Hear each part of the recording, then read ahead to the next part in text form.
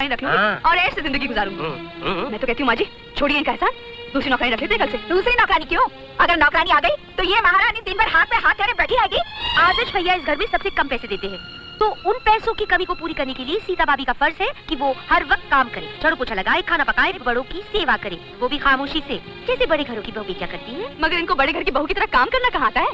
खड़े खड़े मुंह क्या देख रही हो? जाओ जाके कमरा साफ करो। हाँ दुर्गा, तुमने बड़ी बहू को सफाई करने भेज तो दिया, लेकिन मुझे लगता नहीं कि सफाई हो पाएगी। क्यों नहीं हो पाएगी जी?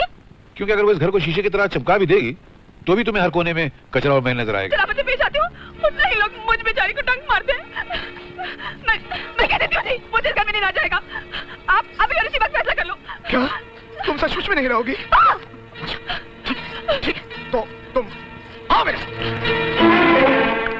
बाबूजी आ गया। मैं भी सोच रहा था कि तू अभी तक आया क्यों नहीं, इतनी देर कैसे लगा दी? क्योंकि तेरी बीवी तो लगाई बुझाई करने में बिल्कुल देर करती नहीं। अरे क्या पुतले की तरह खड़े हो? इतना कुछ बोल रहे तो कुछ बोलते नहीं? हाँ बोलूंगा, क्यों नहीं बोलूंगा मैं। बाबूजी ये सब क्या सुन रहा हूँ मैं? अच्छा तू सुनता भी है?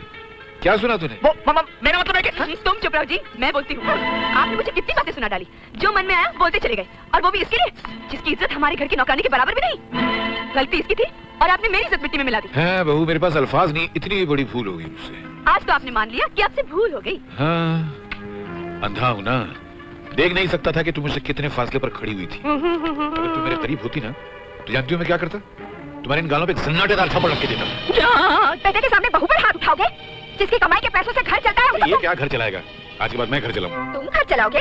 मैं भेड़ बकरियों का धंधा करूंगा। क्या भेड़ बकरियां? हाँ, अपने पड़ोस में